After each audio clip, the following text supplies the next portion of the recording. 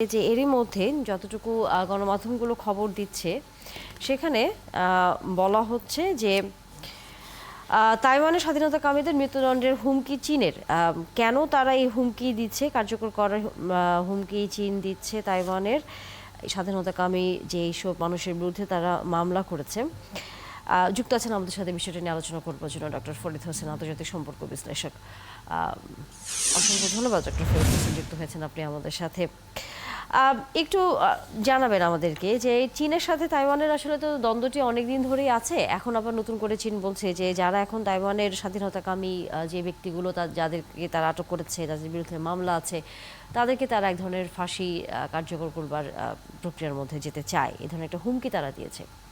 আবার চীন হচ্ছে এমন একটি দেশ যে কোনো ঘটনা আসলে ঘটিয়ে ফেলতেও পারে, বলা ঠিক যায় না। আপনার কাছে কি মনে হয় যে এই যে তাদের যে দ্বন্দ্ব, সেটি এখন কোন দিকে মন নিতে যাচ্ছে?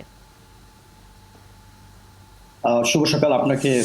অনেক ধন্যবাদ আমাকে যুক্ত করার জন্য। আপনি ঠিকই বলেছেন। আপনি যদি দেখেন যে গত মে মাসে তাইওয়ানের নতুন প্রেসিডেন্ট লাইচিং দায়িত্ব গ্রহণের পর লাইচিং কিন্তু আপনি ডেমোক্রেটিক প্রগ্রেসিভ পার্টির নেতা হিসেবে চীনের তাইওয়ানের প্রেসিডেন্ট হিসেবে ক্ষমতা বার গ্রহণ করে এবং এটি নিয়ে কিন্তু তিনবার সেই ক্ষমতা এবং লাইচিং আপনি বা ডেমোক্রেটিক প্রগ্রেসিভ পার্টি কিন্তু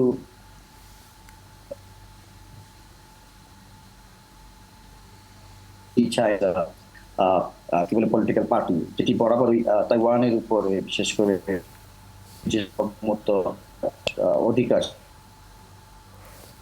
বরাবরই আপনি যদি জানেন যেটা হলো ওয়ান চায়না প্রিন্সিপালের স্ট্রিক এবং ওয়ান চায়না প্রিন্সিপালস এর একটি অবিচ্ছেদ্য অংশ কিন্তু Taiwan, including Hong Kong and Macau এবং তিব্বত থেকে শুরু করে সো এই জায়গায় কিন্তু চীন কিন্তু ওয়ান চায়না পলিসি এবং ওয়ান চায়না পলিসি কিন্তু চীনের ফরেন পলিসির কিন্তু বেসিক প্রিন্সিপাল। সো চীন কিন্তু ওয়ান চায়না পলিসির ক্ষেত্রে কিন্তু জিরো টলারেন্স। আপনি যেটি বললেন যেটি হলো যে হ্যাঁ, চীন 2005 সালে কিন্তু এরকম একটি আইন প্রণয়ন করে যেটি হলো যে এন্টি চাইনিজ এস্টাবলিশমেন্ট, সেটা হংকং এ হতে পারে, সেটা আহ, তাইওয়ান হতে পারে, তাদের জন্য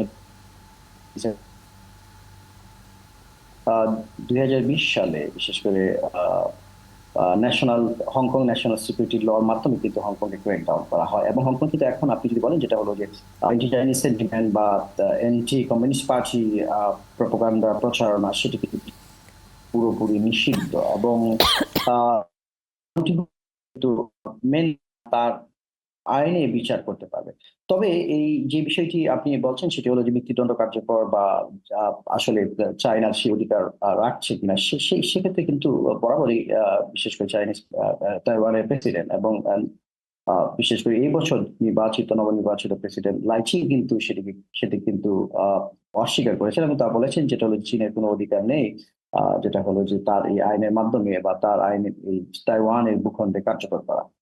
বাট সবচেয়ে গুরুত্বপূর্ণ বিষয় যেটা হলো যে এই লাইচিং ক্ষমতা গ্রহণের পরই কিন্তু আপনি যদি দেখেন যে চীন কিন্তু স্থল নৌ এবং বিমান বাহিনীর যৌথ মহড়া পরিচালনা করে এবং সর্বশেষ যেটি গত আহ, শুক্রবার মহড়া ছিল সেটি আহ, আহ, সেই মহড়ায় কিন্তু আপনি আপনি যদি দেখেন সেটা হলো যে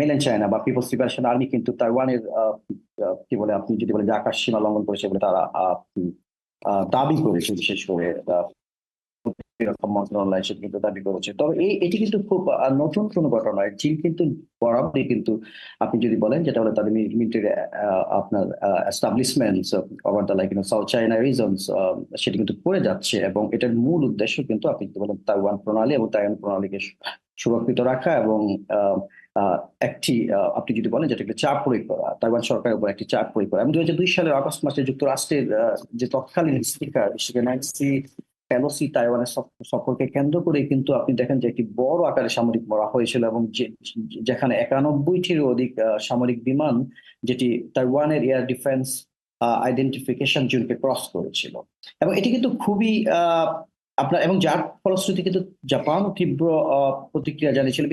বিশেষ করে জাপানের দক্ষিণাঞ্চলীয় দ্বীপপুঞ্জগুলো কিন্তু আক্রান্ত হতে পারে যদি পিপলস লিবারেশন আর্মি দ্বারা যদি তাইওয়ান আক্রান্ত হয়। সো এক্ষেত্রে আমি বলবো সেটা হলো যে এটি একটি নতুন কোনো বিষয় নয়, এটি ইতিপূর্বে সংঘটিত ঘটনাগুলোরই কিন্তু ধারাবাহিকতা এবং আমি আগেই যেটি বলেছি যেটা হলো যে মেনল্যান্ড চায়না বরাবরই জিরো টলারেন্স তাদের ওয়ান চায়না প্রিন্সিপালের ক্ষেত্রে। এবং এই ক্ষেত্রে তাইওয়ান তারা বরাবরই বলেছে তাইওয়ান তাদের মেনল্যান্ড চায়নার অবিচ্ছেদ্য ভূখণ্ড।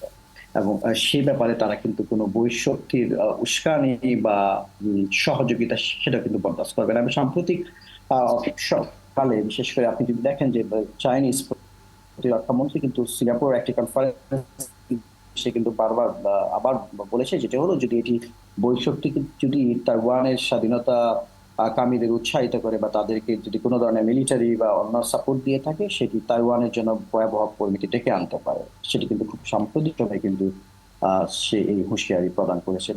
তার ধারাবাহিকতায় কিন্তু এই যে আপনি মৃত্যুদণ্ড কার্যকর আইন বা আপনি যদি বলেন যেটা হলো যে এন্টি চাইনিজ আহ, আহ, প্রচারণা বা অ্যান্টি চাইনিজ অ্যাক্টিভিটিস এর সংক্রান্ত যে কঠোরতা সেটি কিন্তু আবারও প্রদর্শন করছে বেইজিং। চীনের এই ধরনের হুমকির প্রতিক্রিয়া যদি আমরা একটু দেখি, গণমাধ্যম বলছে যে চীনা কমিউনিস্ট পার্টির এই হুমকিকে ভয় না পাওয়ার আহ্বান জানিয়েছে আবার তাইওয়ানের মেইনল্যান্ড অ্যাফেয়ার্স কাউন্সিলের জনসাধারণকে। অর্থাৎ চীন বলছে যে যারা হচ্ছে বিচ্ছিন্নতাবাদী সংগঠন এবং যারা হচ্ছে তাইওয়ানের স্বাধীনতা চায় তাদেরকে আসলে তারা এই ধরনের মৃত্যুদণ্ডের একটা পর্যায়ে নিয়ে যেতে চায়, কিন্তু আবার সেই মানুষগুলোকে বা তাইওয়ানের জনগণকে আবার তাদেরই রাজনৈতিক একটি সংগঠন আবার বলছে যে এই বিষয়কে যাতে ভয় না পেতে। আপনার কাছে কি মনে হয় যে চীনকে বাদ দিয়ে যদি আমরা তাইওয়ানের নিজেদেরই রাজনৈতিক যেই অবস্থা দলগুলোর, তারা কি আসলে নিজেরা সংগঠিত আছে চীন বিষয়ে, নাকি নিজেদের ভিতরে দ্বন্দ্ব আছে যেটির অনেকটা সুবিধা হয়ে যাচ্ছে চীনের জন্য? আহ,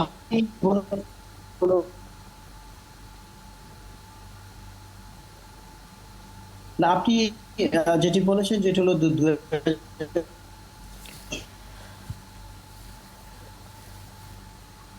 আপনি যদি দেখেন যে কৌমিন্তাং পার্টি, যেটিকে আমরা pro Chinese political party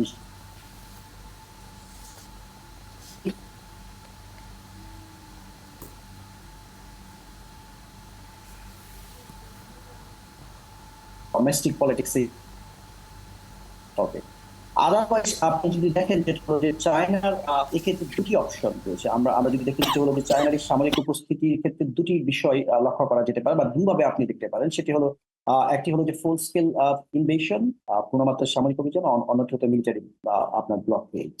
military blocked বিষয়টি কিন্তু চায়নার আপাত দৃষ্টিতে মনে হচ্ছে সেটির উপর তারা কিন্তু বেশি জোর দিচ্ছে। আপনি যদি দেখেন যে ওয়াশিংটন ভিত্তিক স্ট্র্যাটেজিক ইন্টারন্যাশনাল স্টাডিজ এর সাম্প্রতিক যে রিপোর্ট, সেই জায়গায় তৃতীয় আরেকটি বিকল্পের কথা বলা হচ্ছে, যাকে আপনার মিলিটারি কোয়ারেন্টাইন বলা হচ্ছে। এবং এই মিলিটারি কোয়ারেন্টাইন স্ট্র্যাটেজির আওতায় বেইজিং বা আপনি যদি দেখেন যে পিএলএনএবি বা পিএলএ আর্মি, তারা একটি গ্রে জোন ক্রিয়েট করার চেষ্টা করছে। ওই গ্রে জোন এরিয়াগুলোতে এটা ডেফিনেটলি এটা আপনার স্ট্র্যাটেজিক সিগনিফিকেন্ট এয়ার এবং ল্যান্ড এবং ওশান এরিয়ার মধ্যে তারা কিন্তু তাইওয়ানের বিশেষ করে বাণিজ্য জাহাজ বা যুদ্ধ জাহাজের গতি প্রক্রিয়াকে নিয়ন্ত্রণ করবে। এবং পাশাপাশি তাইওয়ানের যে মেজর যে সিপোর্টস গুলো রয়েছে সেগুলো কিন্তু আমদানি রপ্তানির বিষয়টি কিন্তু সীমিত করতে পারে। এবং এই যে আপনার যদি বলেন যে মেরিটাইম বিশেষ করে ব্লকেট বা আমরা আমরা যেটিকে মিলিটারি ভাষায় যেটিকে বলা হচ্ছে, যেটা হলো যে হ্যাঁ মিলিটারি বা ব্লকেট, সেটির মাধ্যমে যদি করা হয়ে থাকে তাহলে কিন্তু এটার প্রভাব কিন্তু সারা বিশ্বব্যাপী পড়বে। আপনি দেখেন যেটা তাইওয়ান পৃথিবীর অন্যতম শিল্প সমৃদ্ধ দেশ এবং গ্লোবাল সাপ্লাই চেইন যে সবচেয়ে ক্রিটিক্যাল যে প্রোডাক্টস বা সবচেয়ে ক্রিটিক্যাল যে গুডস, সেটি হলো অ্যাডভান্স সেমিকন্ডাক্টরের সিংহভাগ যুগান্ততা কিন্তু তাইওয়ান। এবং এই সেমিকন্ডাক্টরের যদি আপনি বলেন রপ্তানি যদি ব্যাহত হয়, তাহলে কিন্তু দেশটি নয় শুধু সারা পৃথিবীর অর্থনৈতিক ক্ষেত্রে একটি বড় আকারের প্রভাব ফেলতে পারে। আবার অন্যদিকে আপনি যদি দেখেন যেটা হলো যে তাইওয়ান এবং চীনের মধ্যে কিন্তু বাণিজ্যিক সম্পর্ক কিন্তু খুবই শক্তিশালী। আপনি 2023 সালের সর্বশেষ আপনার ডেটা যদি দেখেন, সেটি হলো যে তাইওয়ানের কিন্তু number one trading partner mainland China. এবং তাইওয়ানের 35% রফতানি কিন্তু আপনার রফতানির বাজার কিন্তু এখনো পর্যন্ত মেনল্যান্ড চায়না দখল করে আছে। এবং অন্যদিকে কিন্তু আপনি যদি দেখেন যেটা হলো যে তাইওয়ানের টোটাল ইম্পোর্টের কিন্তু 20% সেটি কিন্তু আসে মেনল্যান্ড চায়না থেকে। সো ওই জায়গা থেকে কিন্তু আপনি যদি বলেন যে তাইওয়ানের একটি বাণিজ্যিক নির্ভরতা রয়েছে। আর আরেকটি বিষয় যেটি হলো যে চায়না তার ওয়ান কান্ট্রি প্রিন্সিপাল রক্ষা করার জন্য প্রয়োজনে যদি বল প্রয়োগ হয় সেটি কিন্তু তারা করবে এবং তারা কিন্তু বরাবর এই বিষয়টি বলে দিচ্ছে এবং শি জিনপিং এর রিজিমে আপনি যদি দেখেন যেটা হলো যে এখন Chinese foreign policy low profile policy থেকে এখন কিন্তু ভেরি অ্যাক্টিভ বা সেটা ওয়েস্টার্ন স্কলারদের বাসায় ডিফেন্সিভ অফেন্সিভ ফরেন পলিসির দিকে ধাবিত হচ্ছে বিশেষ করে চায়নার ইকোনমিক স্টেট সারা পৃথিবীতে ছড়িয়ে যাচ্ছে আন্ডার দ্য বিআরআই। সো এই ক্ষেত্রে চায়নার যে বিশেষ করে অর্থনৈতিক শক্তি বলেন চায়নার যে সাপোর্ট সেটা আপনি বলতে পারেন যে ফ্রম দ্য নর্থ কোরিয়া বা আপনার যদি বলেন রাশিয়া ইভেন লাইক আমার সাউথ এশিয়া পাকিস্তান আপনি এই বিষয়গুলো যদি সব দিক থেকে চিন্তা করেন যেটা হলো যে চায়নার কিন্তু একটি যদি বলেন আনঅফিসিয়াল আপনি যদি বলেন যে অ্যালায়েন্স কিন্তু ইতিমধ্যে কাজ করছে। সো ওই ক্ষেত্রে কিন্তু সর্বাত্মক যুদ্ধে তাইওয়ান জড়াবে না, কোনোদিন তাইওয়ান জড়াবে না যদি মেনল্যান্ড চায়না যদি তাইওয়ানকে অ্যাটাক না করে। আর আর তবে এই তাইওয়ানের পরিস্থিতি আসলে কিছুটা শান্ত হলে আমাদের এই অঞ্চলের জন্যই আসলে সবচেয়ে বেশি লাভজনক বলা যায়। কারণ দিন শেষে সকল দেশের সাথেই এই অঞ্চলে আসলে চীনের এক ধরনের অর্থনৈতিক যে সাহায্য, অর্থনৈতিক যে সহযোগিতা সেটি কিন্তু আছে। যখন সম্পর্কগুলো এই ধরনের হয়ে যায় তখন নিশ্চয়ই সেটি কিছুটা হলেও তার ভিতরে প্রভাব পড়ে। অসংখ্য ধন্যবাদ ফরিদ হোসেন, যুক্ত হয়েছেন। আলোচনা আবারও হয়তো অন্য কোনো বিষয় নিয়ে, আন্তর্জাতিক সম্পর্ক নিয়ে আলোচনা হবে আপনার সাথে। তবে আজকের মতো আলোচনা শেষ করতেই হচ্ছে।